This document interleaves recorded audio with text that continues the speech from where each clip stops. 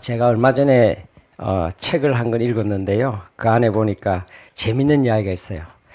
어, 기억의 반대말이 뭐냐 그렇게 이야기를 하더라고요. 그래서 그 기억이라고 하는 것은 지나간 일을 생각하는 것, 그게 기억이지 않습니까? 그래서 사람들이 생각할 때 기억의 반대말은 망각이다 그렇게 생각할 수 있지만 아니다. 기억의 반대말은 지나간 일을 생각하는 것이 기억이라면은 앞으로 다가올 일을 생각하는 것은 상상이다. 그렇게 이야기를 해서 기억의 반대말은 상상이다. 그렇게 이야기를 하더라고요. 그 책에서. 근데 저는 좀 한 걸음 더 나아가서 우리가 다가올 미래를 상상하는 것, 다가올 미래를 우리가 생각하고 상상하는 것을 믿음 안에서 할 때, 하나님께 주시는 마음으로 할 때 그것을 뭐라 하느냐? 비전이라고 합니다, 여러분. 우리가 사실은 이 저녁에 기도하면서도 우리가 비전이 있어야 된다고 생각합니다. 하나님께서 우리에게 주시는 그 비전들을 바라볼 때 우리가 준비하게 되고요. 또 집중하게 되고요. 어려움이 와도 이겨내길 힘이 있습니다. 그리고 우리가 하는 일의 의미도 알 수 있게 되고요. 또 그 일 가운데 하나님이 도와주시기도 합니다. 그래서 오늘 저녁에 우리가 하나님께서 우리 나라 교회, 우리 교회를 향하신 그 비전들을 바라보면서 우리가 함께 기도하고 했으면 좋겠다는 좀 생각이 많이 듭니다. 저는 특별히 오늘 저녁에 이렇게 모자보건법 개정안, 만상낙태, 약물낙태에 대한 이야기를 할 텐데요. 저는 이 일들을 하면서 정말 우리가 이 비전을 잊지 않으면 좋겠다라는 생각을 많이 합니다. 얼마 전에 며칠 전입니다. 지난 3월 4일 날 서울중앙지법에서 판결이 하나 났습니다. 그게 뭐냐면은 36주 된 태아를 낙태를 해서 이제 지난번에 2024년 6월에 이제 그 낙태를 해서 이 사람이 유튜브에다가 자기 나름대로 뭐 이야기를 올린 거예요. 그래서 자기는 36주가 되었는데 그 아이를 낙태해서 돈이 900만 원이 들었고 낙태비로 그다음에 120시간 동안 아주 끔찍한 시간을 보냈다. 그렇게 이야기를 했는데 그게 큰 문제가 돼서 보건복지부가 이 사람을 보고 고발을 했어요. 근데 경찰이 와서 이 사람을 조사를 해보니까 그 병원도 조사해보고 간호사도 조사를 해봤더니만은 이 태아가 태어날 때 울었다는 거예요. 그래서 이거는 낙태가 아니고 살인이다. 그래서 경찰이 이 사람들을 살인죄로 고발을 한 거예요. 그래서 이 사람이 이제 재판을 하면서 얼마 전에 이제 판결을 했습니다. 하면서 병원장은 6년, 그 다음에 그 병을 집도한 사람은 4년, 그 다음에 이 산모에게는 5년 징역하면서 3년 징역하면서 5년 집행유예로 그렇게 해서 구속되고 또 풀려나고 그렇기도 했습니다. 이걸 그때 판결하면서 판결의 내용에 뭐가 들어있냐면은 이거는 낙태가 아니다, 살인이다. 그렇게 판사가 그렇게 판결문에 그렇게 적었습니다. 요즘에 계속 이런 만삭낙태에 대한 이야기들을 계속합니다. 여러분, 만삭이라는 게 어느 정도 되는 거 아십니까? 우리가 보통 임신 40주를 하지 않습니까? 임신 40주를 하는데 36주 이상 40주 될 때 그걸 만삭이라고 그럽니다. 근데 이 만삭낙태로 인해서 이 사람이 재판을 받게 됐는데 많은 여성단체들이 뭘 했냐면은 탄원서를 냈어요. 이 사람을 무죄라. 이 사람은 자기의 권리를 행사한 거다. 그래서 무죄다. 무죄를 내려달라. 그렇게 탄원서를 냈어요. 여러분들 어떻게 생각하세요? 그래서 저희들이 최근에 와서 여러분들 알다시피 지난 2025년 7월 달에 남인순 이수진 의원이 만삭낙태, 약물낙태 관련된 법안도 냈고요. 지난 12월 달에는 박주민 의원이 최악의 모자보건법 개정안을 냈습니다. 그래서 저희들이 박주민 의원실 앞에 가서 매주가 아니고 매일 가서 거기 가서 이제 집회를 하는데 저도 매주 갑니다. 가서 하면서 은평구 주민 여러분, 최근에 국회에서 임신 36주, 40주가 다 된 만삭된 태아를 낙태해도 괜찮다는 법이 발의됐습니다. 36주, 40주가 만삭된 태아를 낙태해도 죄가 되지 않는다고 하는 법이 발의되었습니다. 여러분들 어떻게 생각하십니까? 집에서 키우던 반려견도 방치해서 죽이게 되면은 3년 이하의 징역을 받게 돼 있는데 36주, 40주가 다 된 우리 아이는 만 22주만 되어도 독자 생존이 가능한데 36주, 40주가 다 된 만삭된 태아를 놓아도 낙태해도 그거는 죄가 되지 않는다는 법이 발의됐는데 여러분들 어떻게 생각하십니까? 이렇게 이제 마이크를 들고 막 외칩니다. 지나가는 사람들이 다 한마디씩 하고 갑니다. 완전 미친놈이라고, 저놈이 미친놈이라고 그렇게 이야기를 하고 갑니다. 그래서 그러면서 막 지나가면서 저희들한테 음료수도 사주고 막 그래요. 반응이 아주. 그러면 또 저만 나오는 게 아니라 여러 사람들이 많이 나오거든요. 나와서 월요일날, 화요일날, 수요일날 다 나오는 사람 다 다릅니다. 화요일날은 우리 목사님들 나오시고요. 수요일날, 월요일 다 다릅니다. 나와서 많은 힘을 얻죠.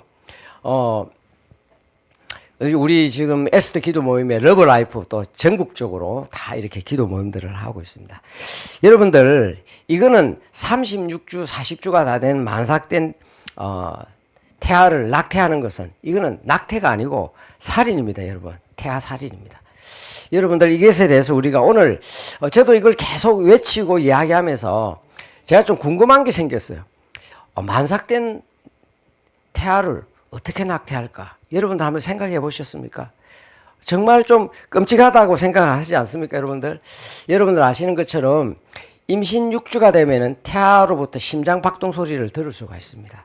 여러분 이제 우리가 난소에서부터 난자가 나오고 난자가 난간 앞에 있다가 정자를 만나게 되면 수정하게 되고 수정한 수정란이 자궁에 들어가게 되고 자궁에서 착상이 일어나고 6주가 되면은 심장 박동 소리가 들리고 10주가 되면은 온전한 사람의 형태를 다 갖추게 되고 12주가 되면은 성별이 구분이 가능하고 22주가 돼도 독자 생존이 가능합니다. 그래서 이거 사실은 보면은 여기에 보면 11주 요게 요즘에 이게 초음파로 찍은 사진이기는 한데 너무 생생하게 아이들의 모습이 이거는 가상으로 그린 그림이 아니라 그대로 실제로 있는 사진들을 그대로 버린 겁니다. 12주만 돼도 입을 벌리고 닫고 그다음에 손가락도 빨고 주먹도 쥐었다 펴고 하는 이런 행동들을 합니다. 근데 이렇게 된 아이들을 이제 22주가 되면 어떤 일이 생기냐? 아까 말씀드린 것처럼 독자 생존이 가능합니다. 태어나면은 조산이죠. 태어나면은 이 아이들이 인큐베이터에 들어가서 22주부터는 독자 생존이 가능합니다. 그래서 임신 20주 이상이 되면 산부인과 교과서에서는 뭐냐면은 분만이다 그렇게 이야기를 합니다.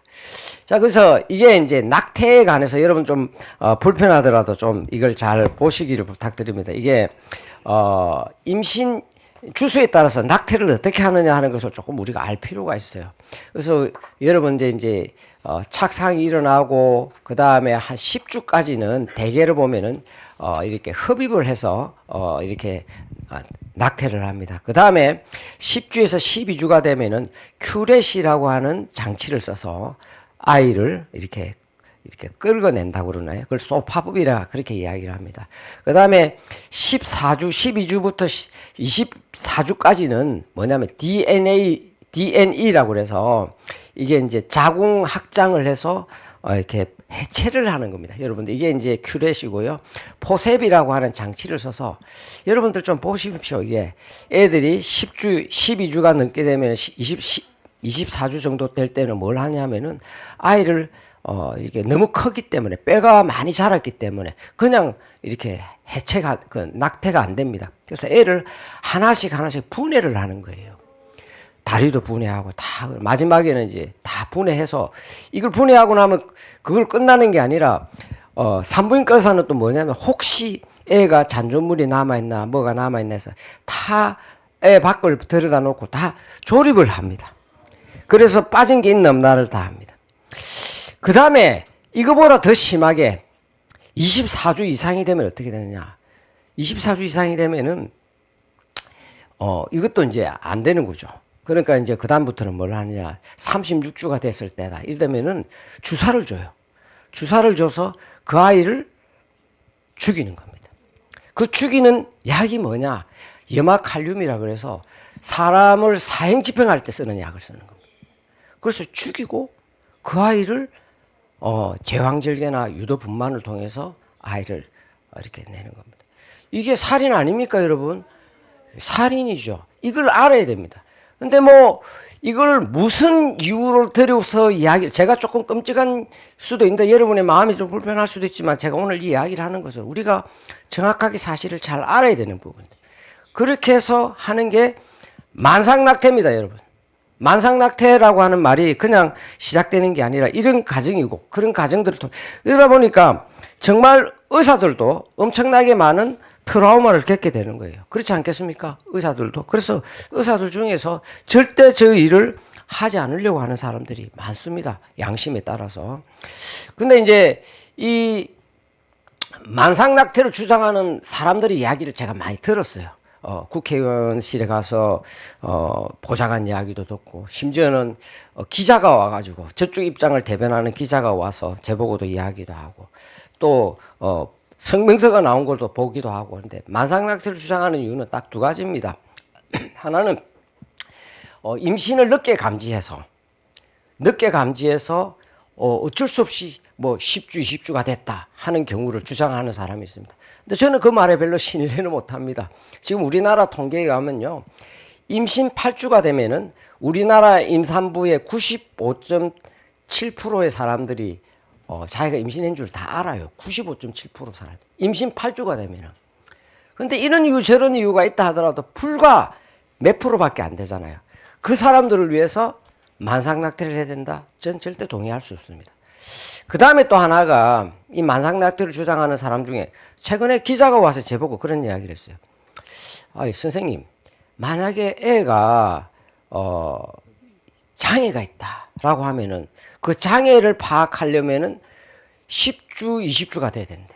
그럼 20주가 됐을 때 장애를 판단했을 경우에 문제가 생기면은 어떡하겠냐?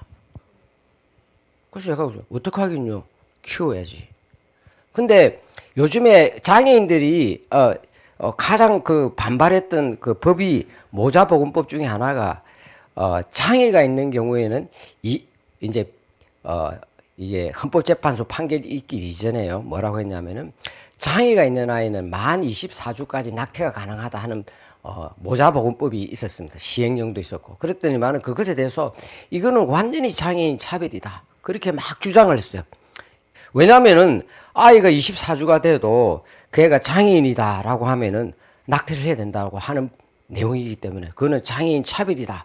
막 그렇게 주장을 했는데 지금 와서는 또 뭐라 그러느냐?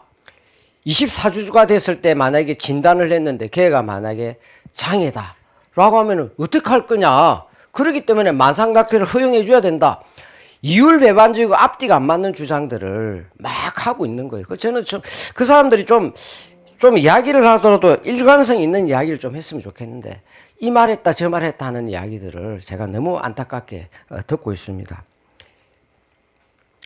요게 아까 제가 말씀드린 것처럼 임신 8주 이내에 자기가 임신했다고 하는 게 95.7%고요. 우리나라의 낙태가 몇 주에 일어나느냐?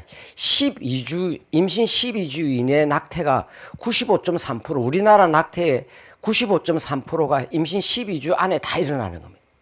이 정도로 심각한 정도입니다. 그리고 이런 것에 대해서 이제 우리 보건사회연구원이 여러 가지 조사를 많이 해서 데이터를 많이. 그 다음에 또 여러분들 얼마 전에 남인순 의원이 국회에서 전 참 이런 수잔 펠트하이스라는 의사를 초대해서 이상한 세미나를 하나 했어요. 그게 뭐냐면은 낙태가 만산 출산보다 안전하다 그런 주장을 하는 거예요. 여러분들 어떻게 생각하세요? 저는 이걸 보면서 우리끼리 모여서 한참 이야기를 했다는 게 도대체 뭘 주장하려고 이러느냐. 이 사람이 주로 있었던 데가 도미니카, 탄자니아 좀 후진국에 오랫동안 있었어요. 그런 나라에는 의료시설들이 잘 개발이 안 됐기 때문에 출산하다가 죽는 경우들이 있을 수가 있습니다. 그러다 보니까 만삭으로 출산하는 것보다 낙태가 더 안전하다라는 주장이 거기에서는 성립할지 안 할지는 그것도 저는 동의가 안 되는데 우리나라 같은 경우는 이런 일이 있을 수가 없습니다. 사실은 우리나라 같이 의료시설이 잘 돼 있는데 예를 들면 제가 양보할 것도 만약 이 사람이 말이 맞다 칩시다. 절대 안 맞지만 맞다고 쳤을 때 만약에 낙태가 만산출산보다도 안전하다고 했을 때 그럼 낙태할 거예요? 그럼 뭐 다 낙태하면 어떻게 해요? 이 사람들이 주장하는 것은 무조건 낙태를 극단적으로 몰고 가는 거예요. 자기들의 이야기를 주장하려고 일종의 정신승리, 이념승리를 하려고 이 짓을 하는 거예요. 저는 그렇게 생각합니다. 사실은 이 부분에 대해서 낙태가 절대 만산출산보다 안전하지도 않을 뿐만 아니라 만산출산보다 더 안전하다 하더라도 우리는 자녀를 놓아야죠. 그게 정상적인 것 아닙니까? 이 사람들은 자기들의 생각을 주장하기 위해서 끊임없이 이상한 논리들을 많이 가져가고 있습니다. 여러분들 잘 아시는 것처럼 의사들에게도 이 부분에 대해서 의사가 양심적 낙태 거부권을 달라라고 계속 이야기를 하고 있지만 이번에 발의된 법안들은 다 그런 것들을 무시합니다. 다 무시하는. 그래서 사실은 의사들이 의사의 그게 선서하면서 히포크라테스 선서에서 환자의 건강과 생명을 최우선으로 한다. 9번에 보면 나는 인간의 생명을 그 수태된 때로부터 더없이 존중한다. 이런 것부터 해서 사실은 의사들은 비즈니스 있기 전에 생명을 더 존중하는 그런 서약을 하고 시작하고 그게 사실은 많은 의사들이 그런 것에서 자부심을 가지고 있다고 저는 생각을 합니다. 그런 상황에서 지금 이야기하는 주장이 만상낙태라고 하는 부분은 사실은 얼마나 끔찍한 가정들이 들어가 있으며 그것들을 우리가 동의할 수도 없고 그럼에도 불구하고 이 사람들은 끊임없이 만상낙태를 주장을 하고 있습니다. 그래서 우리가 이 부분에 대해서 그들이 주장하는 것이 얼마나 비윤리적이고 비인간적이고 비도덕적인 것인지 하는 것에 대한 내용을 우리가 잘 알아야 된다고 생각을 합니다. 그리고 여러분들 알다시피 2019년 4월 11일 날 헌법재판소가 낙태에 관해서 이전에 헌법재판소의 판결과 다른 판결을 하였습니다. 그 중에 하나가 이제 여기가 있는데 크게 판결의 내용을 둘로 나눌 수가 있습니다. 하나는 국가는 태아의 생명 보호에 의무가 있다. 이걸 명백한 명제로 하고 있습니다. 전제로 하고 있습니다. 국가는 태아의 생명 보호해야 될 의무가 있다. 그렇게 이야기를 합니다. 그리고 나서 그 다음에 국가는 태아의 생명을 보호해야 함에도 불구하고 임신한 여성권의 자기결정권을 하나도 인정하지 않는 것은 너무 지나치다. 그래서 적절한 범위 내에서 임신한 여성의 자기결정권을 실현할 수 있도록 최적화될 수 있는 형법을 개정하라. 그렇게 했던 게 이 내용의 결론이었습니다. 근데도 뭐라고 그럽니까? 지금 남인순 의원이 법안을 발의하면서 법안을 발의할 때 보면은 자기가 왜 법안을 발의했는가에 대한 개정 이유를 제안을 법안 앞에 쓰게 되어 있습니다. 그 앞에 뭐냐면은 빨간 글씨를 보면은 낙태죄가 비범죄화되었다. 그렇게 주장합니다. 여러분들 낙태죄가 비범죄화된 거 아닙니다. 맞죠? 앞에 뭐라고 해놨어요? 태아의 생명 보호를 하라고 했고 그 다음에 생명보호와 여성의 자기결정권을 최적화할 수 있도록 형법을 개정하라고 했는데 그럼에도 불구하고 이 사람들은 뭐라고 하냐면은 낙태죄가 비범죄화됐다고 주장하고 있습니다. 이 사람은 주장하는 게 아니라 많은 여성단체들도 뭐라고 하느냐면은 낙태죄가 비범죄화됐다. 그런데 왜 우리는 낙태죄가 비범죄화됐는데도 왜 약물 낙태를 쓰지 못하냐? 낙태약을 쓰지 못하냐? 그게 문제다. 우리에게 낙태약을 쓸 수 있게 해달라. 그게 이 사람들의 중요한 내용의 요지입니다. 사실 이걸 사실하고 안 맞습니다. 헌법재판소 판결하고도 맞지가 않아요. 저는 이런 주장을 하는 것에 대해서 저는 좀 너무 명백한 사실이 아닌 내용들을 주장하는 것에 대해서 저는 참 분노하는 마음이 있습니다. 지금까지 발의된 어떤 남인순, 이수진, 박주민 지난 며칠 전에 3월 9일 날에 여러분 아는 손솔위원이 모자보건법 개정안을 여기다 하나 더 올렸어요. 4개가 나온 겁니다. 그래서 3개까지가 나와 있는데 이 3개에서 중요한 내용이 만상낙태를 요구합니다. 임신 주수 제한 없이 낙태를 할 수 있게 해달라. 그 다음에 약물 낙태할 수 있게 해달라. 그 다음에 또 하나가 뭐냐면은 이 모자보건법에 의해서 낙태한 사람은 형법 적용에 면제가 된다라고 이야기를 하고 있어요. 형법을 의도적으로 무시하는 거예요. 그런 법을 지금까지 발의를 했던 겁니다. 그래서 여기서 보시면은 조금 전에 말씀드린 만상낙태, 약물낙태, 그 다음에 낙태에 대해서 건강보험을 지원해달라. 그 다음에 또 하나가요. 이것도 나중에 문제가 됩니다만 낙태를 할 때 여성이 낙태하고 싶다면 언제든지 낙태할 수 있게 배우자의 동의 없이 지금은 배우자의 동의가 있어야 됩니다. 근데 배우자의 동의 없이 낙태할 수 있게 해달라. 그 다음에 의사가 뭐 자기가 양심적 양심에 의해서 낙태를 거부하겠다라고 하는 것도 용납해서는 안 된다. 그 다음 조금 전에 말씀드린 것처럼 모자보건법에 의해서 만상낙태, 약물낙태 한 것은 절대 형법에 제재를 받지 않는다. 아예 면제사항을 넣어놨습니다. 그 다음에 박주민은 여기서 한 살 더 떠서 16세 고등학교 1학년 학생이 낙태를 할 때는 부모의 동의가 필요가 없다. 그렇게 이야기를 해놨습니다. 그 다음에 숙려기간도 필요 없이 그냥 간단하게 상담 사실 확인서 한 장만으로도 낙태를 할 수 있게 한다. 이걸 완전히 생명을 죽이는 것을 갖다가 그냥 무미건조한 행정적 절차에 동사무소에 가서 뭘 하나 그냥 주민등록 등본 떼듯이 하나만 떼가지고 오면은 그냥 낙태를 해줘야 된다라고 하는 것이 이들의 법의 중요한 내용들입니다, 여러분. 여러분들 이 법에 보면서 여러분들이 좀 마음에 좀 큰 아픔이 있지 않습니까, 여러분들? 사실은 이 법이 크게 구조를 보면은 뭐가 있냐면 형법이라고 하는 것은 어떤 것이 죄냐 아니냐 하는 것을 기본적으로 기준을 잡아주는 게 형법입니다. 그리고 그 형법에 의해서 뭐가 잡히면은 그것을 실제로 어떻게 시행할 것인가, 실제로 적용할 때 예외적 사항은 없는가, 이런 것을 하는 부분들이 특별히 낙태에 관해서는 모자보건법이 그 역할을 합니다. 근데 지금 헌법재판소가 뭐를 요구했냐면은 낙태에 관해서 형법을 개정하라. 그렇게 요구를 했는데 그것은 싹 무시하고 모자보건법만 계속 개정하면서 모자보건법에서 형법의 적용을 예외로 한다. 그 다음에 만상낙태, 임신주수 제한 없는 걸로 한다. 약물낙태한다. 이런 식으로 계속 이야기하는 것은 사실은 헌법재판소 판결을 무시하는 거예요. 사실은 이게 심각하게 이게 문제가 되는 겁니다. 한번 사례를 들면은 이분은 천주교인입니다. 천주교인인데 이분이 의사예요. 서울 시내에 있는 의사인데 의사가 한 분이 아침에 이제 출근을 하면서 부인과 좀 다투었대요. 다투고 나서 이제 집에 왔더니만은 부인이 낙태를 해버린 거예요. 자기 뱃속에 있는 아이를.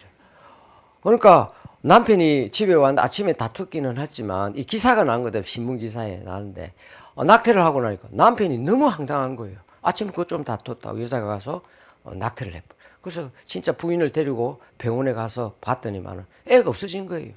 얼마 전까지만 해도 있었는데. 그래서 이분이 너무너무 황당하고 분노해서 병원을 향해서 고소를 한 거예요.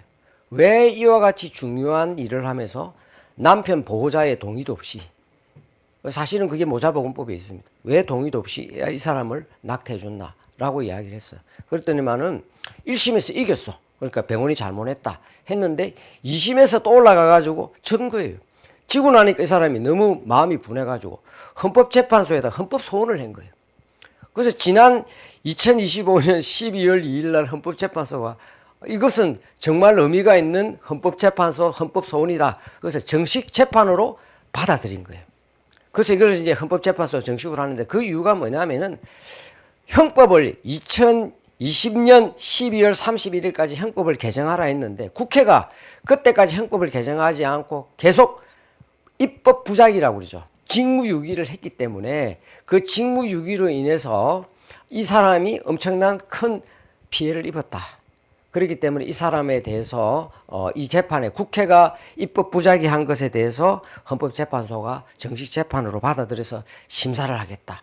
그렇게 해서 한 거예요. 사실 이런 일이 일어난 것 자체가 사실은 보면 국회가 2020년 12월 30일까지 법을 개정을 해야 되면도 안 하고 그 다음에 지금까지 6년이 지나잖아요. 그 사이 동안 뭘 했습니까? 계속 최근에 와서는 모자보건법만 계속 형법은 개정하지 않고 뺑뺑뺑 엉뚱한 걸로 돌아다니는데 그 이유가 뭡니까? 만상낙태를 하려고 하는 거예요. 만상낙태, 그 다음에 약물낙태를 하려고 하는 부분들. 그래서 저희들도 열받아가지고 태아여성보호국민연합이라고 우리 단체 나중에 소개하겠습니다만은 거기서도 입법 부작위에 대해서 바로 심의 빨리 적극하라 해서 만상낙태를 방치하는 형법을 개정해라 하는 것을 국회에다 정식으로 5만 명의 국민들의 청원을 받아서 이것을 국회 법제사법위원회에 정식으로 제출을 했습니다. 여러분들이 아시다시피 이제 이재명 정부가 들어오면서 올해 이제 국정과제를 발표를 했습니다. 국정과제를 발표했는데 그 국정과제 안에 저는 이거 가지고 또 기자회견을 했습니다. 한 나라에 대통령이 들어와 가지고 국정과제를 하면서 그 안에 낙태를 국정과제에 넣는 경우가 있냐, 약물 낙태를 국정과제에 넣는 경우가 있나, 이게 도대체 어떻게 하려고 이러는 거냐, 정신이 있는 거냐 없는 거냐 해서 저희들이 국회에 가서 기자회견을 했어요. 근데 말씀드린 것처럼 저긴 임신중지법이라고 했잖아요. 임신중지가 낙태예요. 저것을 자기들 국정과제로 삼은 거예요. 근데 그걸 갖다가 원래는 낙태에 관한 부분을 의학적 관점에서 이걸 접근을 해서 보건복지부가 관할하게 되어 있습니다. 근데 이걸 갖다가 보건복지부에서 관할하지 국정과제가 아니라 성평등가족부의 국정과제로 옮긴 거예요.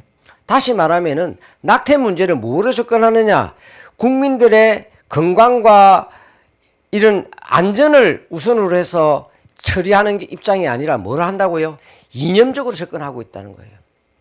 여성 페미니즘들의 이념을 구현하기 위해서 이 사람들이 이걸 갖다가 보건복지부가 해야 될 과제를 성평등가족부로 옮긴 거예요.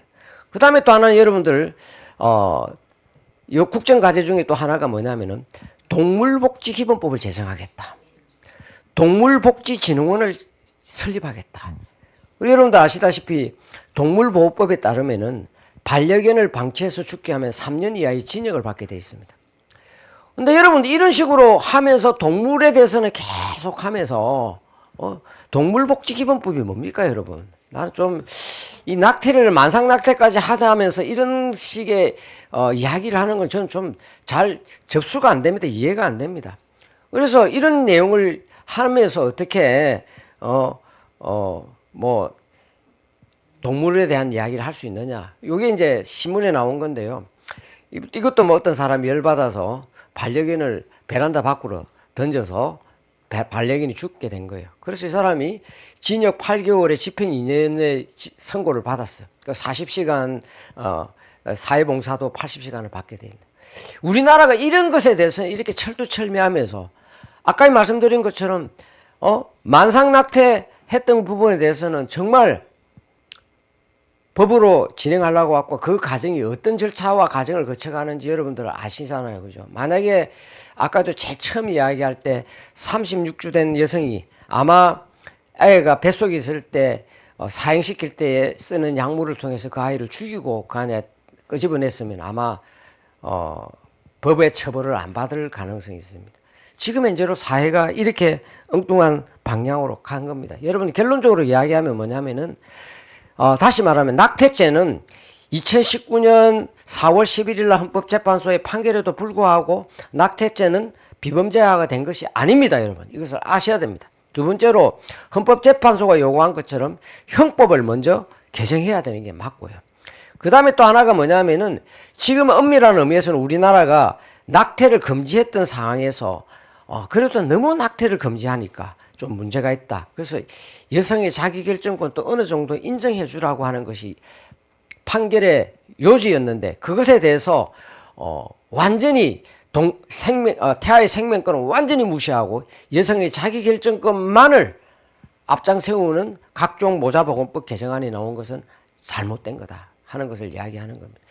자, 그다음에 약물낙태 문제점에 대해서 여러분들에게 우리가 두 가지를 이야기합니다. 오늘 만상낙태의 문제점 여러분들 그것에 대해서 이야기를 했고요. 그 다음에 또 하나는 약물낙태에 대한 문제점들을 여러분에게 말씀드리겠습니다.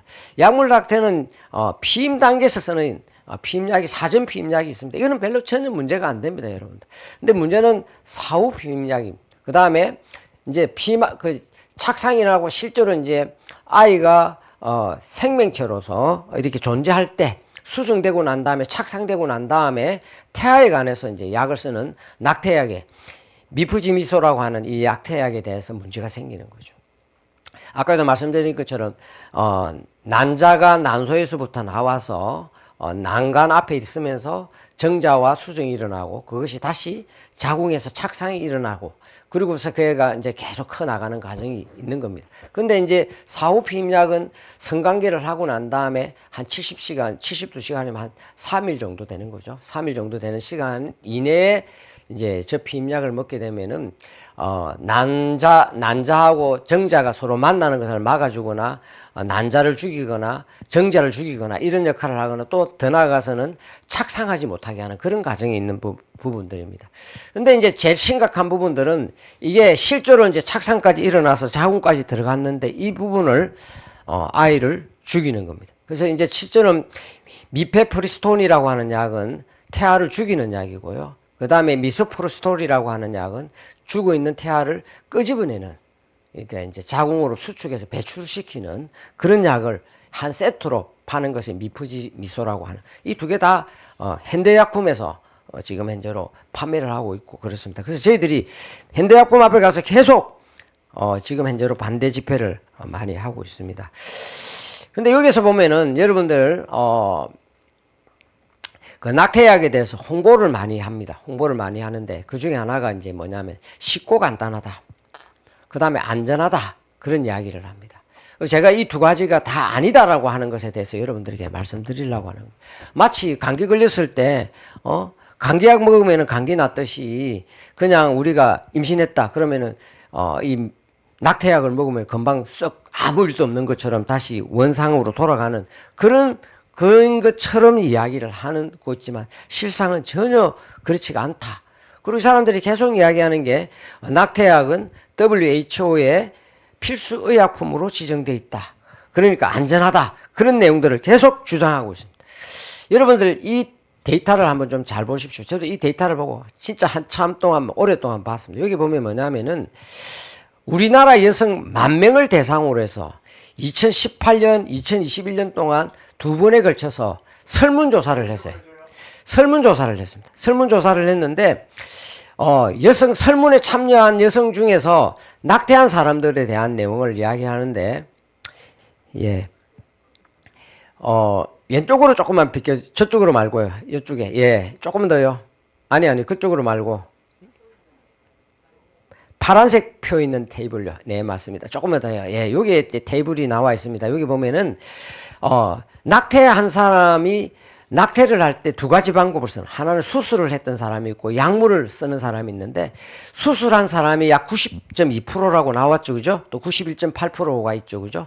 근데 약물을 쓴 사람은 9.8%라. 예를 들면 2018년에 따지면은 전체 낙태한 사람 중에서 90.2%는 수술을 통해서 낙태를 냈고 약물을 통해서 낙태한 사람은 9.8%를 했는데 9.8% 사람 중에서 7%, 그러니까 약물 낙태를 인해서 했던 사람의 71.4%가 뭐냐면은 약물을 먹고 낙태가 끝이 나지 않아서 다시 재차 수술을 했다는 이야기. 무슨 말씀인지 알겠죠? 예, 전체 낙태한 사람 중에 약 9.8%가 약물에 의해서 낙태를 했는데 그 사람들 중에 약 70%가 낙태약을 먹었는데 낙태가 끝이 안 나서 계속 출혈도 나오고 뭐도 나오고 이상하게 돼서 이 사람이 다시 병원에 가서 수술을 해서 낙태를 종결했다고 하는 부분들. 2021년도 비슷한 통계입니다, 여러분. 이거는 저희들이 낙태에 관해서 논란이 있기 한참 전의 이야기잖아요. 근데 이거는 누가 조사를 했느냐? 한국보건사회연구원이 우리나라 최고의 보건사회 정책기관입니다. 그리고 이 조사를 했던 사람도 제가 얼마 전에 만났어요. 제가 전화를 한 번 해서 이거 사실이냐고 제가 전화까지 해서 물어봤어요. 근데 그렇더라고.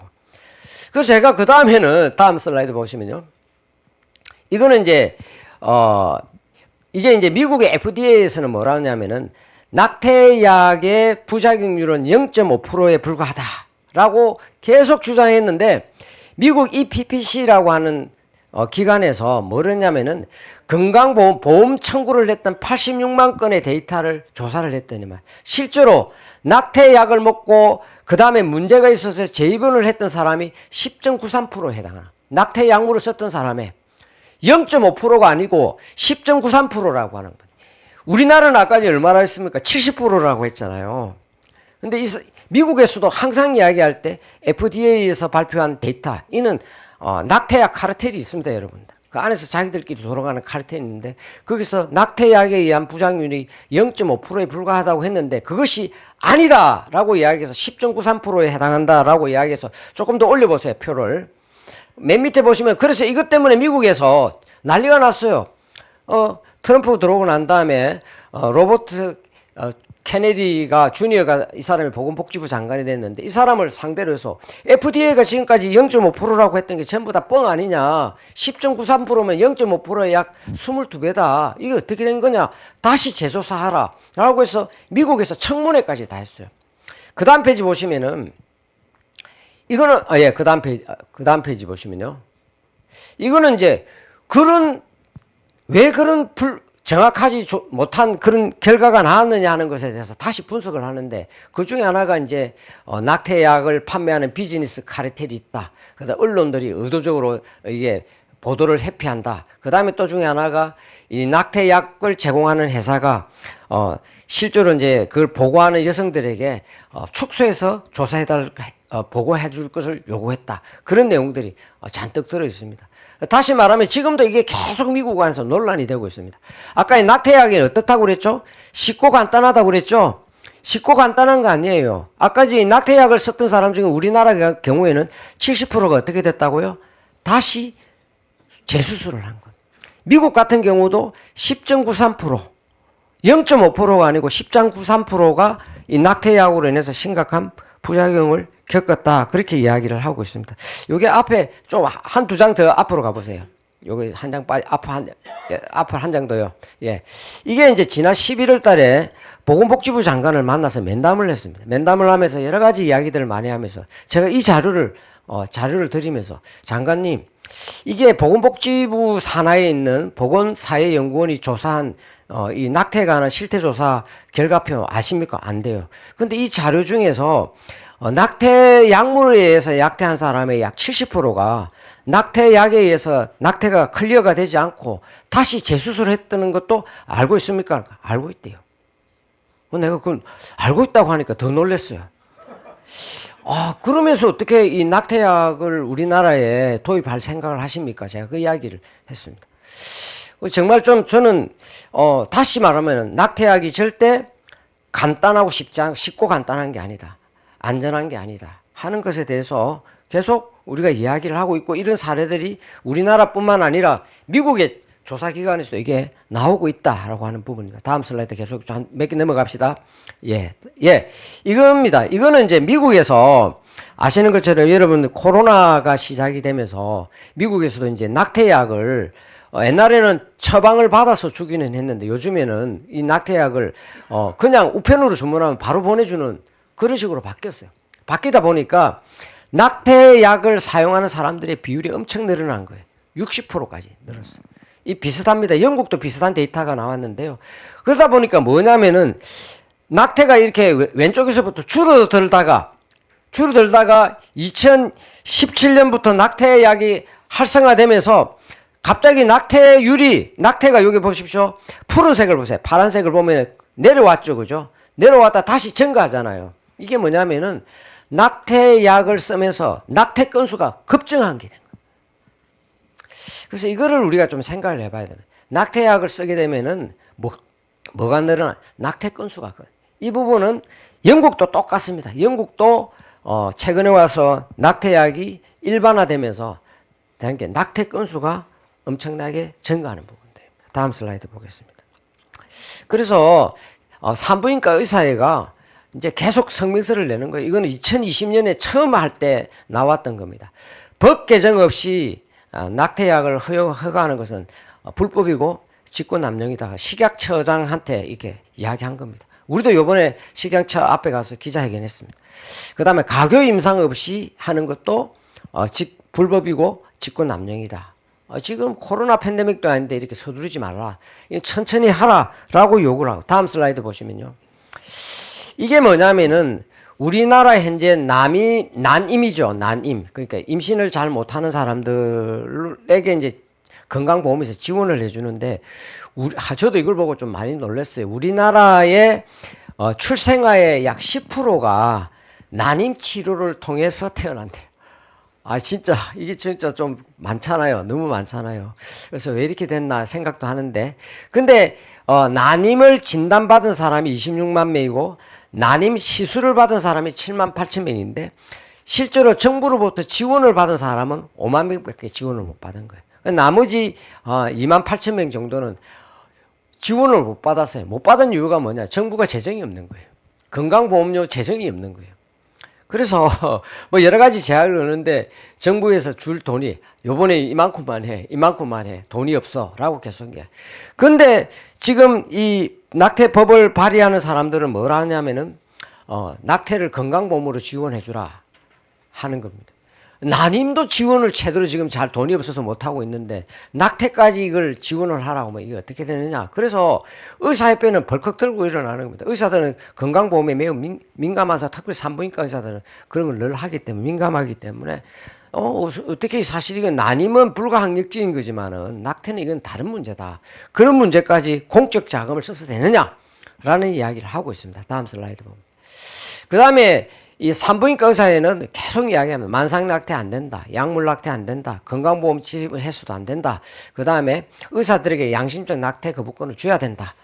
그 다음에 만약에 낙태를 법으로 허용하려면 10주 이내로 허용해야 된다. 그렇게 계속 이야기하고 있습니다. 다음 슬라이드 볼까요? 예. 그 다음 슬라이드 한번 봅시다. 대한의사협회도 요번에 또 발표했습니다. 만상낙태 안 된다. 약물낙태 안 된다. 그 다음에 건강보험 적용 안 된다. 의사들에게 양심적 낙태 거부권을 줘야 된다. 의료윤리연구회도 똑같이 이야기를 하고 있습니다. 다음 슬라이드 보겠습니다. 요거는 또 다른 산부인과 의사에서도 약물낙태 안 된다. 이런 여러 가지 안정이 검증이 되지 않고 그 다음에 약물낙태로 인한 폐해가 많다. 계속 이야기를 하는 거예요. 그래서 다음 슬라이드 보시면은 이게 돼서 이제 천주교 주교단에서 계속 성명서를 냅니다. 어제도 또 냈어요. 낙태 문제에 관해서. 천주교는 진짜 낙태에 관해서는 찐합니다. 진정성을 가지고 열심히 반대를 하고 있습니다. 저희들하고도 많이 협조를 하고 있습니다. 그래서 천주교 주교단에서도 열심히 반대를 하고 있고 다음 슬라이드 보시면은 우리 개신교 쪽에서도 지난 7월 달에 저희들이 정말 많이 큰 충격을 받았어요. 어떻게 만상낙태, 약물낙태, 낙태 건강보험을 지원하는 이런 요구하는 이런 모자보건법 개정안을 발의할 수 있나. 다른 분들이 다 충격을 받아가지고 놀래가지고 그 사이에 활동하던 사람들이 다 연합해가지고 한꺼번에 연합을 해서 70개 단체가 모여서 태아여성보호국민연합을 창립을 했습니다. 그래서 이제 우리 이지원 목사님이 오늘의 이지원 목사님이 그 이사장님 하시고 또 김은성 영락교회 목사님이 이사장을 하시고 뭐 큰 교회 목사님들 다 적극 참여해 주셔서 일을 하고 있습니다. 다음 슬라이드 볼까요? 국민 여론들도 이 약물낙태에 대해서 다 반대입니다. 그 다음 슬라이드 보시면 만상낙태에 대해서도 다 반대입니다. 여러분들 다음 슬라이드 볼까요? 결론이 어떻습니까? 앞에서 제가 만상낙태에 대한 내용을 했죠. 그죠? 약물낙태에 대한 내용을 했죠. 그죠? 그래서 만상낙태, 약물낙태에 대해서 전문가들이 다 반대하고 있습니다. 의사들이 반대하고 있고 특별히 산부인과 의사들이 다 반대하고 있습니다. 그 다음에 의료윤리 단체들이 반대하고 있고요. 국민들이 반대하고 있고 또 개신교나 천주교가 다 반대하고 있는 겁니다.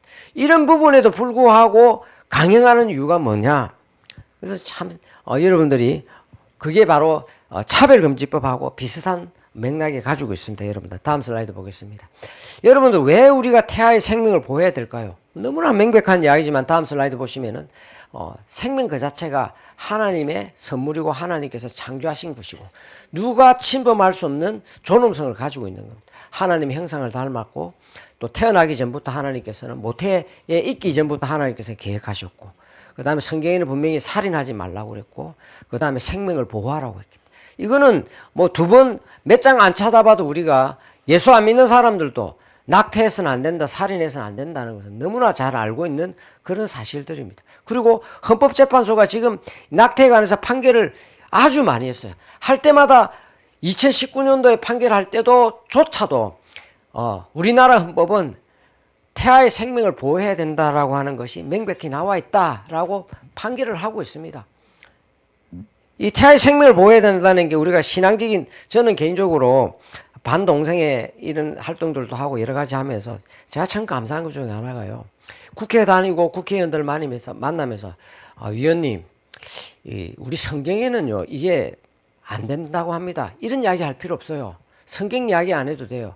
헌법에 이건 아닙니다. 라고 이야기하면은 다 성경하고 맞아요. 우리나라 지금 현재 헌법은 정말 성경적으로 잘 만들어진 헌법입니다, 여러분. 우리가 어디 가서 굳이 성경 이야기 안 하고 성경대로 이 성경 우리가 내 교회 다니는데 교회 성경을 이야기할 필요 없습니다. 헌법에 이렇게 돼 있기 때문에 안 됩니다라고 이야기할 수 있는 게 바로 그거예요. 이것도 똑같습니다, 여러분.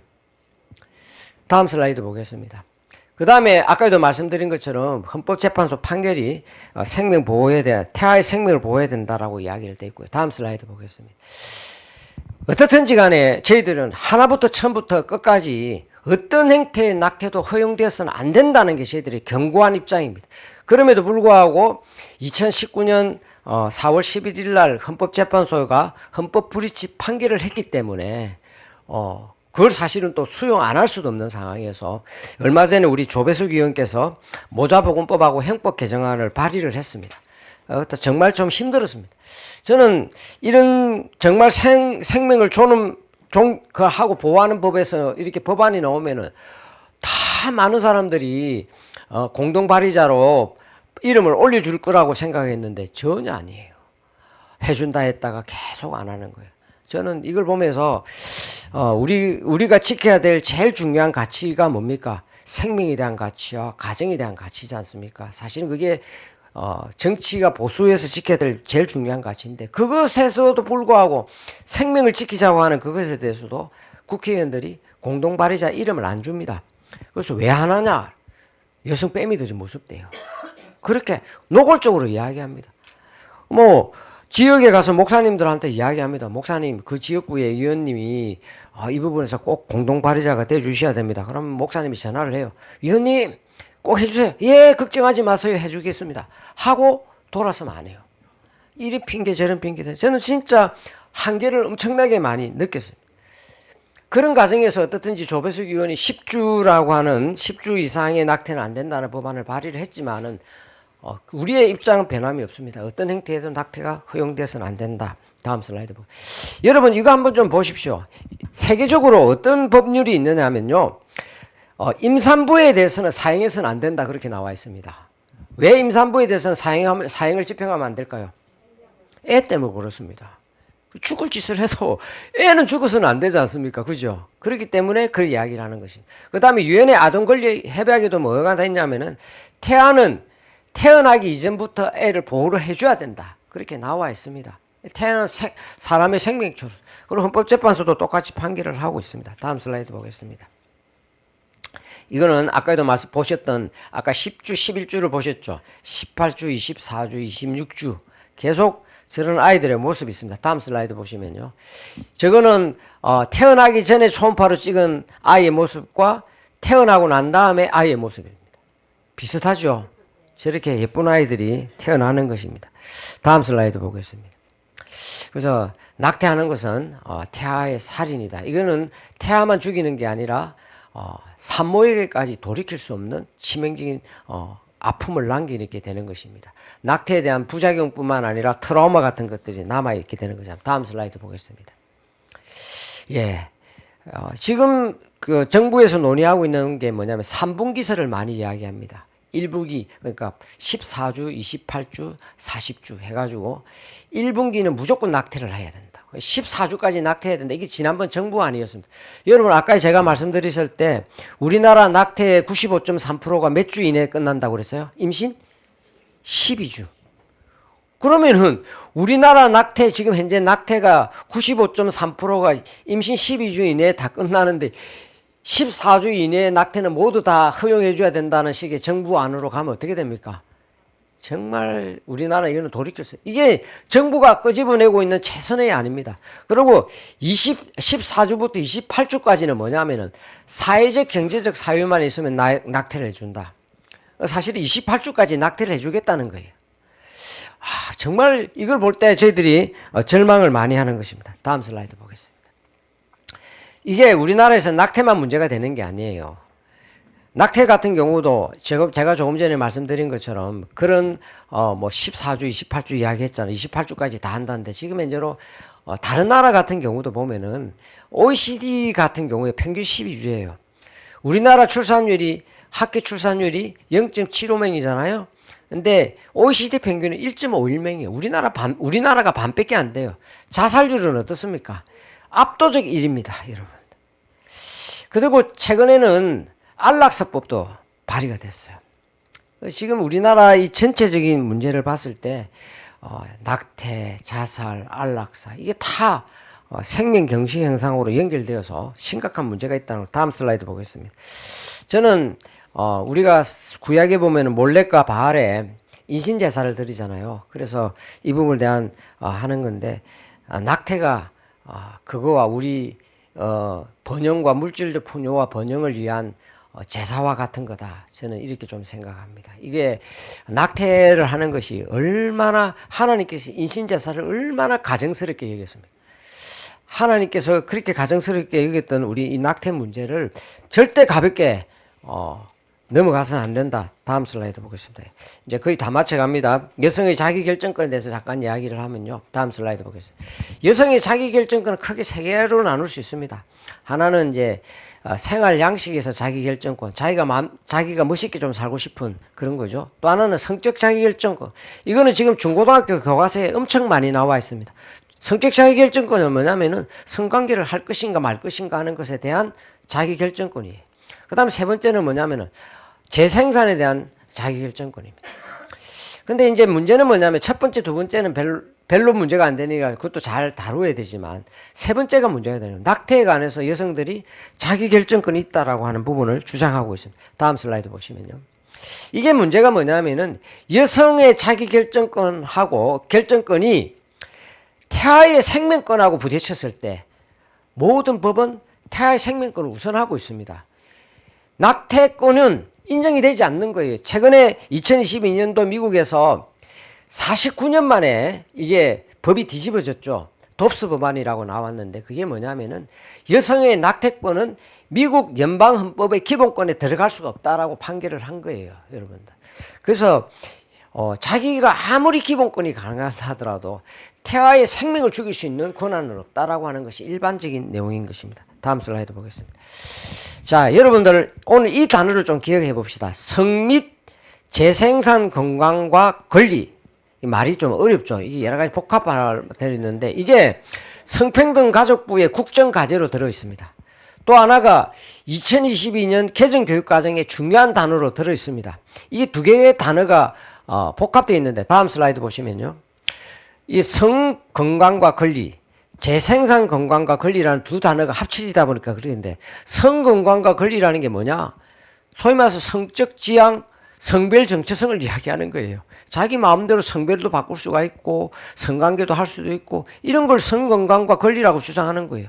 그 다음에 재생산 건강과 권리라고 하는 것은 소위 말해서 낙태권입니다.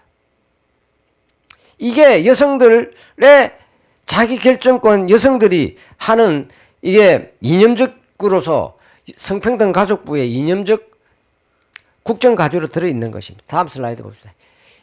예. 이게 같은 내용의 다른 표현입니다. 사실은 포괄적 차별금지법하고 만상낙태가 엄밀한 의미에서는 같은 내용의 다른 표현이다. 이렇게 볼 수가 있는 겁니다. 여러분들. 다음 슬라이드 보겠습니다. 이분은 그 쉐어라고 하는 단체인데 이름이 성적 권리와 재생산 정의를 위한 센터라는 이름입니다. 이게 이제 이 사람이 나영이라는 사람인데 2019년도에 헌법재판소 판결을 뒤집는데 결정적인 역할을 했던 사람입니다. 이 사람들이 다 이 주장을 하는 곳에서는 차별금지법과 낙태권을 같이 가지고 있다 생각하시면 이 사람도 계속 청소년 동성애자에 대한 부분을 이야기하고 있습니다. 다음 슬라이드 보겠습니다. WHO를 여러분 어떻게 생각합니까? WHO. 여러분 세계보건기구잖아요. 세계보건기구가 뭘 주장하냐면은 임신 주수 제한하지 말라. 제한하지 말고 낙태를 해라. 두 번째, 낙태했을 때 형사처벌을 폐지하라. 그 다음에 의사애들의 양심적 낙태 거부권을 허용하지 말라. 그 다음에 근거 없이 자꾸만 규제를 만들어서 낙태를 방해하는 것을 다 없애라. 그 다음에 약물 낙태를 확대시키라. 그 다음에 심지어는 비의료 인력인 간호사나 조산사도 낙태를 할 수 있게 해줘라. 이게 WHO가 지금 이거를 2022 임신중지 가이드라인이라고 발표를 했어요. 여러분 왜 이런 일이 생기느냐 하면 다음 슬라이드 보시면요. WHO는 세계보건기구, 이름은 세계보건기구의 중립적 정책기구가 아니라 이 안에 의사결정 구조를 보면은 전문가 그룹이라고 있는데 이 전문가 그룹에 있는 전문가는 다 뭐냐? 진보적 낙태 그룹에 있는 사람들을 다 뽑아가지고 저 전문가 그룹을 만드는 거예요. 그래서 WHO는 세계보건기구로서 뭐 중립적이다. 절대 그렇지 않고 진보적 낙태 권장기구예요. 사실 이런 말에 WHO도 이걸 요구하고 있다. WHO도 이걸 요구하고 있다라는 말에 사람들이 다 속아요. 정부도 속고 법원도 속고. 이런 내막들을 알아야 되는 겁니다. 다음 슬라이드 보겠습니다.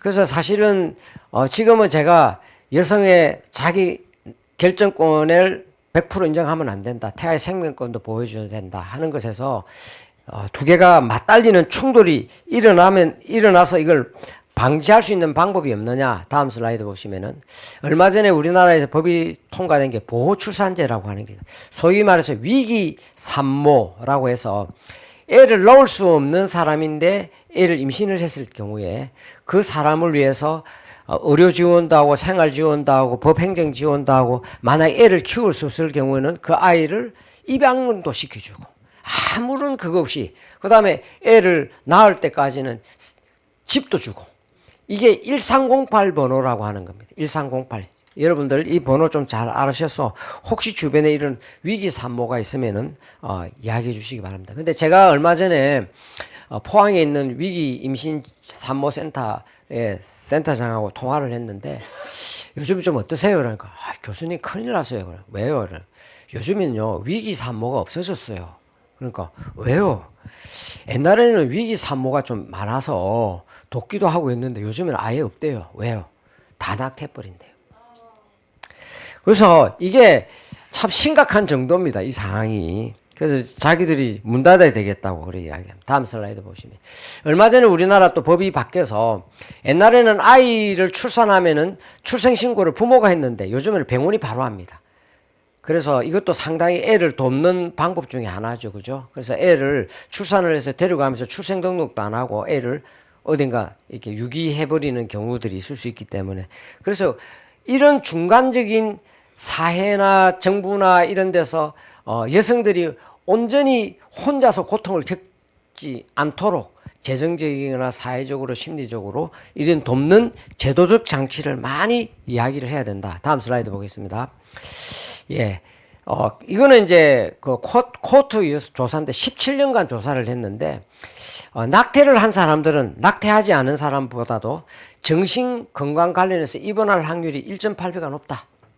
그 다음에 약물을 남용할 확률이 2.6배가 높고 자살을 시도할 확률이 2.2배가 높다 하는 내용이에요. 이거는 17년간 조사를 했으니까 상당히 오랫동안 한 거죠. 그만큼 뭡니까? 낙태를 하는 것이 여성에게 심리적으로 엄청난 상처와 트라우마를 주고 있다라고 하는 부분. 특별히 낙태 후 첫 3년이 중요하다. 다음 슬라이드 보겠습니다. 이것도 아까 보건복지연구원에서 조사한 결과입니다. 이것도 보면은 낙태 후에 정신적 후유증이나 신체적 후유증을 겪는 사람이 60% 넘어요. 이거 잘 아셔야 됩니다. 다음 슬라이드 보겠습니다. 예. 우리나라 여성들의 낙태 하는 사람들 61%는 자기 결정권에 의해서 낙태를 하는 게 아니라 주변의 압박에 의해서 낙태를 하는 거예요.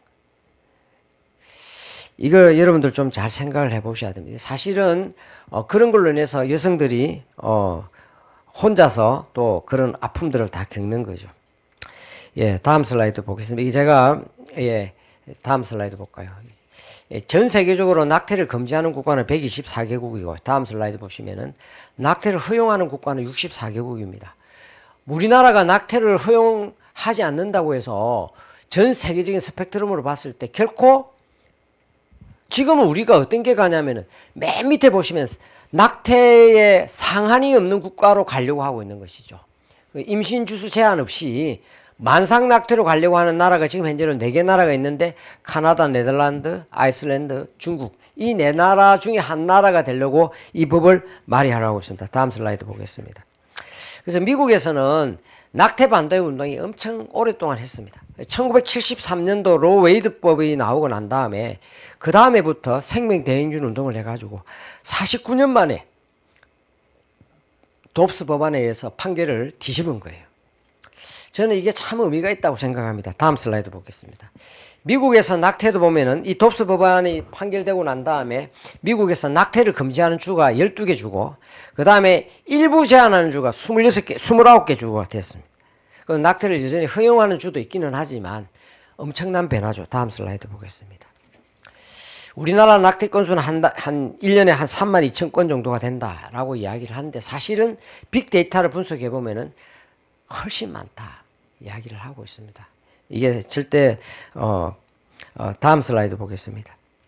우리나라 낙태 비즈니스, 특별히 현대약품 같은 경우는 이 낙태약품을 판다는 것 때문에 주가가 확 올라갑니다. 지금 다음 슬라이드 보겠습니다. 우리나라가 잘 아시는 것처럼 가족 계획을 했죠. 그래서 불과 얼마 전까지만 해도 1990년도까지만 해도 둘도 많다.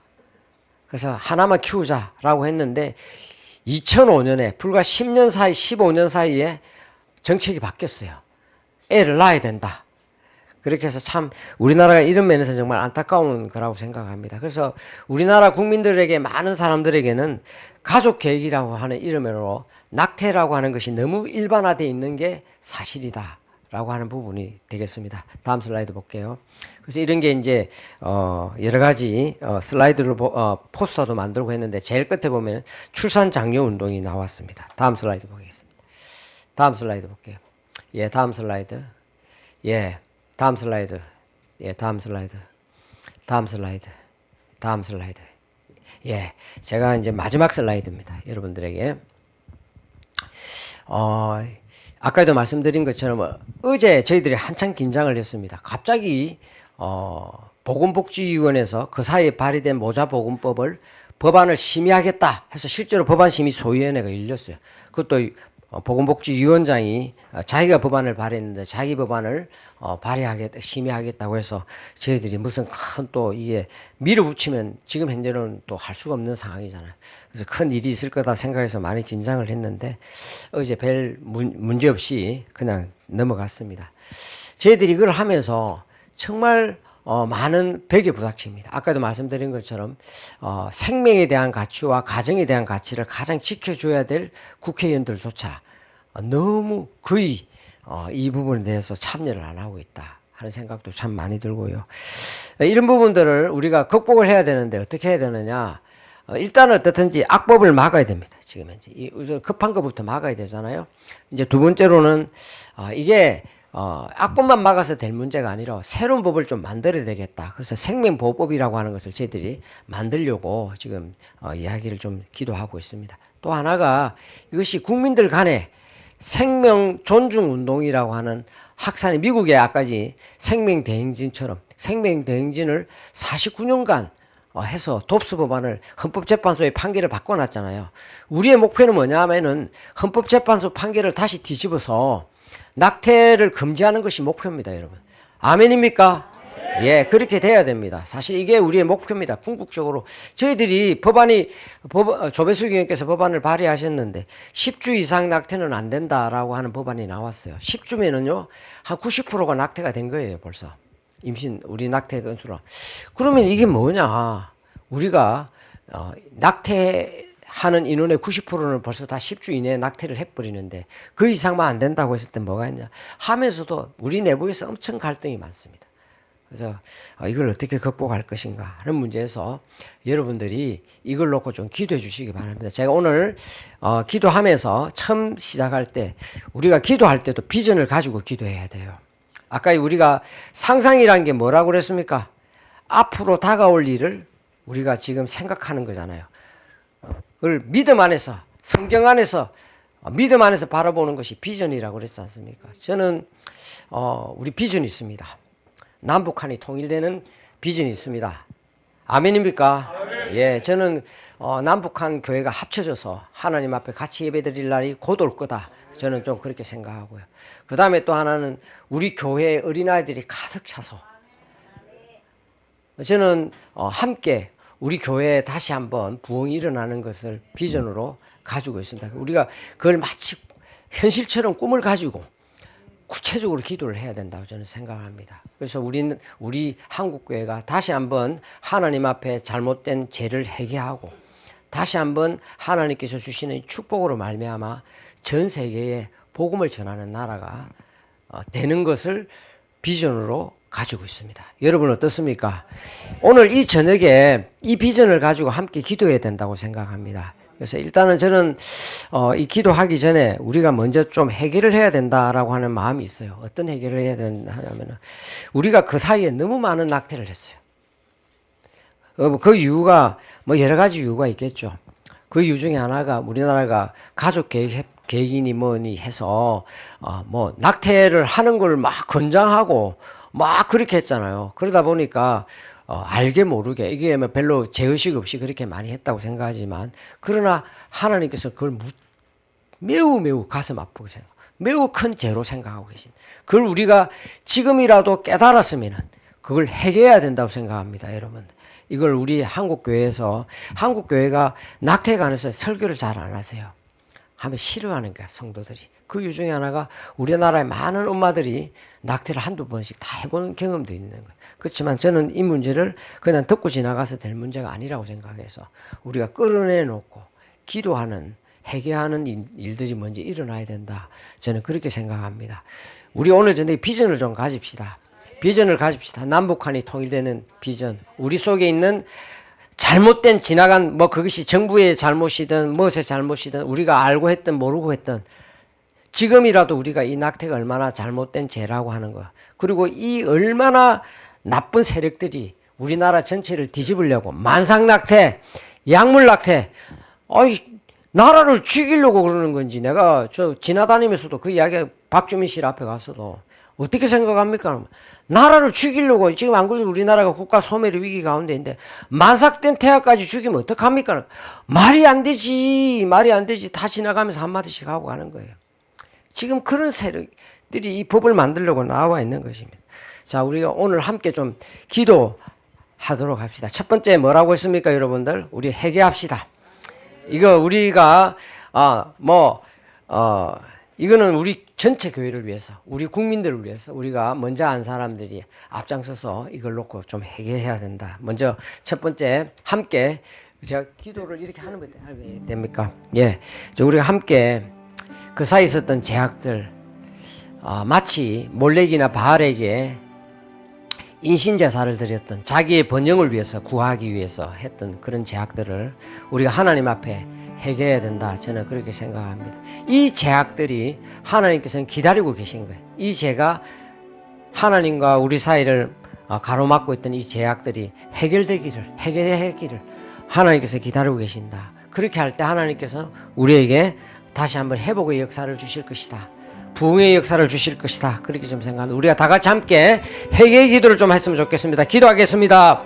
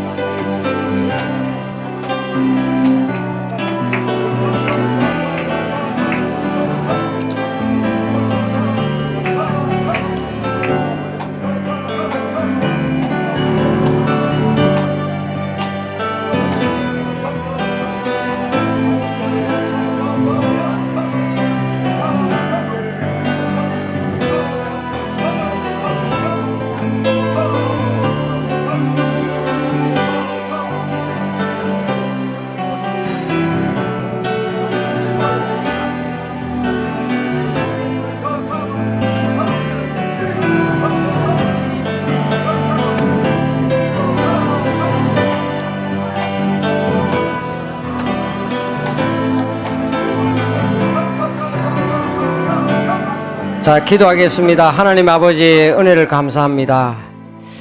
하나님께서는 죄를 너무 미워하시고 또 우리와 하나님 사이에 가로막고 있는 제약들을 다 해결하기를, 청산하시기를 원하십니다.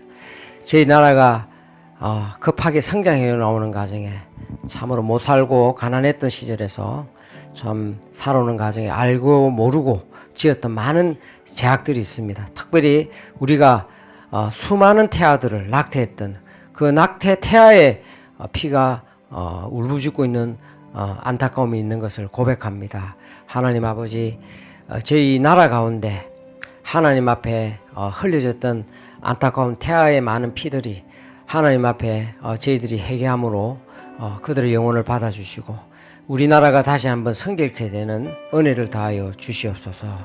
하나님 아버지, 참 이 죄악을 회개함으로써 저희에게 주시는 하나님의 주시려고 하는 그 축복들이 우리 가운데 막혀지지 않도록 도와주시고 축복해 주시옵소서. 우리 교회가 먼저 이 죄의 문제에 관해서 담대히 대면하게 하시고 회개하게 하시고 또 우리가 생명을 주신 생명을 주신 하나님께 감사하며 다음 세대를 위해서 기도할 수 있도록 도와주시옵소서. 아멘.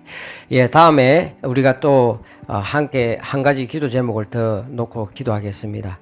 지금 현재로 정말 심각한 모자보건법이 4건이나 나와 있습니다. 어제 며칠 전에 손소리 다시 모자보건법하고 건강보험법을 다시 내서 법들이 계속 쌓이는데 그 악법들이 주님께서 막아주시고 무너질 수 있게 도와주시옵기를 우리가 함께 기도하고 그들의 계획들이 다 무너질 수 있게 도와주시고 또 우리 함께 있는 차별금지법이나 종교단체 해산법 또 최근에 발의되어 있는 안락사법 하나님을 대적하는 많은 나쁜 법들이 다 무너질 수 있도록 우리 크게 한번 외치고 기도하면 좋겠습니다. 주여 하면서 3번 기도하고 3번 외치고 우리 이걸 위해서 다시 기도하겠습니다. 주여, 주여, 주여. 하나님 아버지, 참으로 저희 힘으로는 할 수 없음을 고백합니다. 저희 힘으로서는 아무것도 감당할 수 없음을 고백합니다. 하나님, 저희가 주님 앞에 두 손 들고 기도합니다. 참으로 하나님을 대적하여 높아져 있고 이 사회와 교회를 무너뜨리려고 하는 나쁜 악법들이 줄을 서서 기다리고 있습니다. 하나님 아버지, 저희가 참으로 국회 안을 돌아볼 때도 또 우리 사회를 돌아볼 때도 어디 하나 구할 데가 없고 참으로 기댈 데가 없음을 고백합니다. 오직 하나님만 기대하고 하나님만 구할 수밖에 없음을 고백합니다. 만상 낙태를 주장하고 약물 낙태를 주장하는 이 악한 모자보건법 개정안들이 다 무너지게 하시고 다 쓰러지게 하시고 오직 하나님의 의만 드러나게 도와주시옵소서. 우리 교회를 무너뜨리려고 하는 포괄적 차별금지법도 지게 하시고 또 우리 개신교 교회를 무너뜨리게 하는 종교단체 해산법도 주님께서 막아주시고 그 다음에 학생인권조례법이라든지 많은 악한 법들을 주님께서 다 막아주시고 안락사법도 주님께서 막아주시기를 간절히 구하고 원합나이다. 하나님께서 오늘 이 저녁에 저희들이 드리는 기도 소리를 받아주시고 은혜를 다해 주셔서 악한 법들이 하나님의 손으로 하나님의 은혜 가운데 막아질 수 있도록 도와주시옵소서. 아버지 하나님, 참으로 저희가 구할 데가 없음을 고백합니다. 오늘 이 저녁에 함께 해주시고 이 저녁에 드리는 기도 가운데 받아주시옵소서.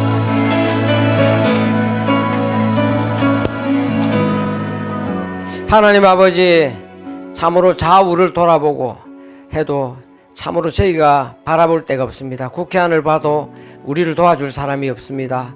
참 사회를 봐도 우리가 기댈 만한 곳이 없습니다. 오직 하나님만 바라보고 하나님만 기대할 것밖에 없음을 알고 저희들이 시간 기도합니다. 하나님 아버지, 태아의 생명을 무너뜨리려고 하고 하는 이 악한 모자보건법 개정안, 만상낙태, 약물낙태를 주장하고 요구하는 모든 모자보건법 개정안들이 다 무너지게 하여 주시고 참으로 우리 교회를 신앙을 입막음하려고 하는 포괄적 차별금지법들을 다 막아주시고 또 우리 교회를 향해서 칼을 대누고 우리 교회를 무너뜨리고 하려는 종교단체 해산법이나 안락사법이나 학생인권법이나 여러가지 법들이 악한 법들이 주님 다 무너지게 도와주시옵소서. 저희들이 오직 주님만 기대하고 의뢰합니다. 주님께서 이 가운데 함께 해주시고 저희들이 비록 숫자가 적지만 하나님께 드리는 이 기도로 말미암아 주의 영광이 드러나게 하여 주시옵소서. 감사드립니다. 또 다 함께 기도하겠습니다. 또 하나는 정말 우리 주변에 어려운 이웃, 특별히 위기 산모들, 어려운 임신으로 인해서 어려워하는 사람들을 돌아볼 수 있게 도와주시고 또 우리 교회 가운데 생명 존중 운동이 일어날 수 있도록, 거룩한 운동이 일어날 수 있도록, 교회가 하나님 앞에 바로 나설 수 있도록, 그 다음에 우리 414 윈도우라고 있는데 4살에서 14살 사이에 어린이가 가장 신앙을 잘 반응하고 적용하고 있는데, 그 어린아이들이 하나님 앞에서 교회 내 다음 세대로 바로 세워질 수 있도록 우리가 이걸 함께 교회와 이웃과를 위해서 함께 기도하겠습니다. 기도하겠습니다. 하나님 아버지, 은혜를 감사합니다. 주변에 있는 참으로 위기 산모들, 입양해야 될 아이들 주님께서 함께 해주시고, 참으로 이 아이들을 저희들이 잘 보살피고 특별히 위기 산모들을 잘 돌아볼 수 있게 도와주시고 함께 해주셔서 이 가운데서 저희들이 나아갈 수 있도록 주님 도와주시옵소서. 많은 단체들이 협력하게 도와주시고 정부와도 협력하게 하셔서 한 사람이라도 낙태되지 않고 주님 앞에서 다시 한번 낙태가 생명으로, 출산으로 연결되어 주시도록 주님 도와주시옵소서. 교회 내 생명을 존중하는 운동들이, 거룩한 운동이 일어나게 도와주시고 교회 내 다음 세대들이 일어날 수 있도록, 연결되어 줄 수 있도록 축복하여 주시옵소서. 오늘도 함께 하시는 것을 감사합니다. 하나님 아버지, 은혜를 감사합니다. 참 법을 통해서 많은 가문이설로 우리를 현혹시키지만 그 뒤에 감추어진 얼마나 악한 사상들이 있고 악한 계계가 있는 건지 저희들 함께 오늘 나눴습니다. 이 나누는 시간을 통해 오늘 알았던 이 사실을 통해 저희가 하나님 앞에 바로 세워줄 수 있게 도와주시고, 또 바른 기도할 수 있도록 도와주시고, 교회가 하나님 앞에 바로 세워질 수 있도록 하게 해주시고, 하나님께서 우리에게 원하시는 것이 무엇인지 잘 알 수 있도록 주여 축복하여 주시옵소서. 우리 교회를 향해 나를 겨루고 있는 많은 악한 법들이 무너지게 도와주시고, 저희가 참으로 하나님 앞에 기도할 뿐만 아니라 어려운 이웃들을 돌아보게 하시고, 우리가 진짜 생명을 존중하며 또 우리 교회 내에 있는 많은 어린아이들을 하나님 앞에 세워나갈 수 있는 은혜를 다하여 주시옵소서. 에스더 기도 모임을 축복하여 주시고, 이 모임을 통하여 이 모임을 향한 하나님의 거룩한 비전들이 이루어질 수 있게 도와주시고, 남북한이 통일되게 도와주시고, 교회마다 어린 자녀들이 넘치게 하여 주시고, 함께 주의 젊은 청년들이 정말 전 세계를 향하여 복음을 들고 나가는 거룩한 꿈을 꿀 수 있도록 도와주시옵소서. 오늘 저녁에 함께 하신 주님께 감사드리며 예수님이 귀하신 이름으로 기도드렸습니다.